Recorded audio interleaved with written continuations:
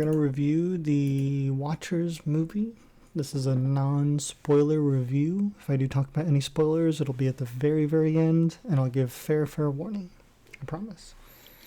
I don't think I'm going to talk about spoilers, though, for this one. So, I knew a little bit about this movie. I wasn't really excited to see it. Horror movies these days, it's not very often one will really grab me, but and yeah, this one kind of turned out to be exactly what I thought it would be. I like Dakota Fanning, just not enough to like. She doesn't pull me out of the theater.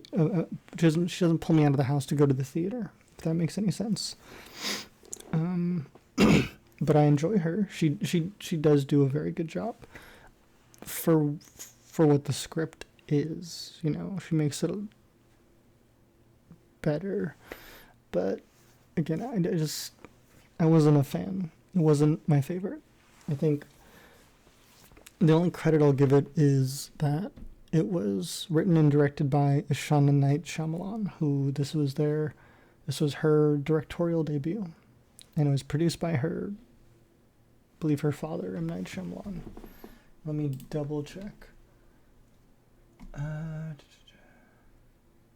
Yeah, she is the daughter of M. Night Shyamalan. She and her sisters grew up watching horror movies. I want to give her credit because for what it was a good first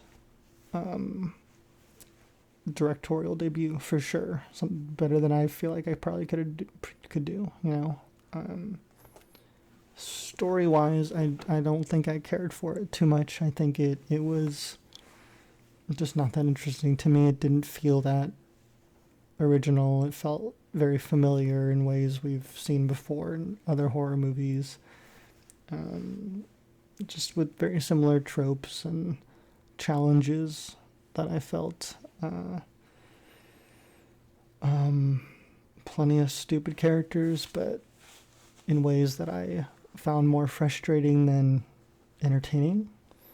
I think Dakota Fanning and Olwen Fouéré, who, if I'm pronouncing that wrong, I apologize, did the best in performance-wise. Olwen she plays the older lady. She was in one of the Texas Chainsaw movies. She was in Mandy, the Nicolas Cage movie, so she's kind of done a lot of her fair share of horror, and kind of seems like she gets typecast for that stuff. She was in Tarot also recently, in the Halo TV show.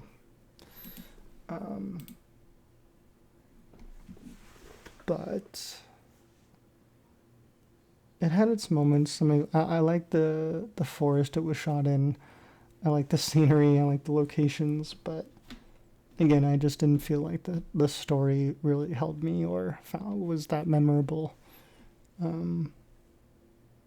It got very convoluted, it got too confusing, and it just made me have to work too hard for something I felt like was not as much of a ride as it should have been.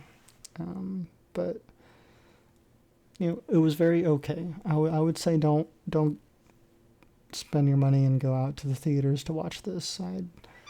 I'd wait for this one to stream and watch for free if you really felt the need to watch this. But curious to hear what you guys think.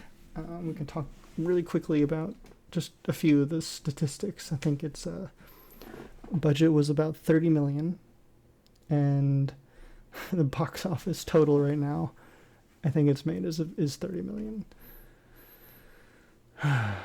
worldwide.